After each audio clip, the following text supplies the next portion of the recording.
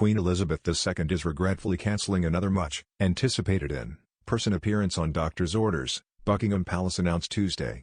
World leaders gathering in Glasgow, Scotland for a major climate change conference next week won't get to meet her at a reception. The 95-year-old monarch will stay home in the second such cancellation in a week.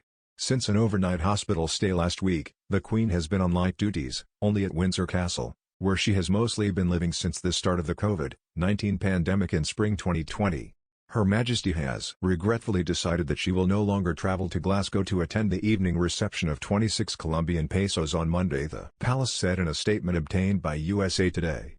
Her Majesty is disappointed not to attend the reception but will deliver an address to the assembled delegates via a recorded video message, the statement added. More, Queen Elizabeth II gets back to work virtually after hospital visit, doctor, ordered rest. The palace did not say who would step in to host the reception in person but her son, Prince Charles the Prince of Wales, 72, and his elder son, Prince William the Duke of Cambridge, 39, were both expected at the reception and at the conference. The decision to forego an in-person appearance in Glasgow came after the monarch's trip to Northern Ireland was cancelled at the last minute on Wednesday due to doctor's advice. More, Queen Elizabeth II spends night in hospital for tests, in good spirits, palace says. More, Queen Elizabeth II reluctantly accepts medical advice to rest. Cancels Northern Ireland trip. The Queen has reluctantly accepted medical advice to rest for the next few days, Buckingham Palace said in a statement on October 19.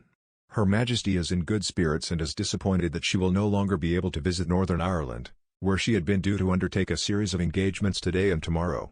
The Queen sends her warmest good wishes to the people of Northern Ireland, and looks forward to visiting in the future.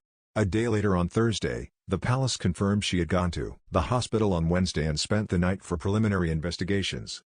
Following medical advice to rest for a few days, the Queen attended hospital on Wednesday afternoon for some preliminary investigations, returning to Windsor Castle at lunchtime today, and remains in good spirits, the palace statement said. On Tuesday, she was still on light duties, but appeared via video link from Windsor Castle for an audience to greet new ambassadors at Buckingham Palace. More, Queen Elizabeth II caught calling leaders' lack of action on climate change irritating. The Queen was expected to be a major draw to the United Nations conference in Glasgow, hosting the opening reception with British Prime Minister Boris Johnson. The announcement by organisers in August that she would be attending marked a rare public association of the monarch with a disputed global policy issue. On October 15, she appeared to criticise the global lack of action on climate change in comments caught on microphone and filmed on a phone as she visited Cardiff in Wales. On the recording, parts of which were inaudible, the Queen appeared to say it is irritating when leaders talk, but they don't do. More than 100 world leaders, climate campaigners and activists from around the world, including President Joe Biden, are expected to gather for the conference, hosted by the United Kingdom. The Queen, approaching her 70th year on the throne next summer, had cut back on her public engagements due to the pandemic and following the April death of her husband of 72 years, Prince Philip. But she had recently taken part in a string of in-person engagements requiring travel, including appearances to open the Welsh and Scottish parliaments.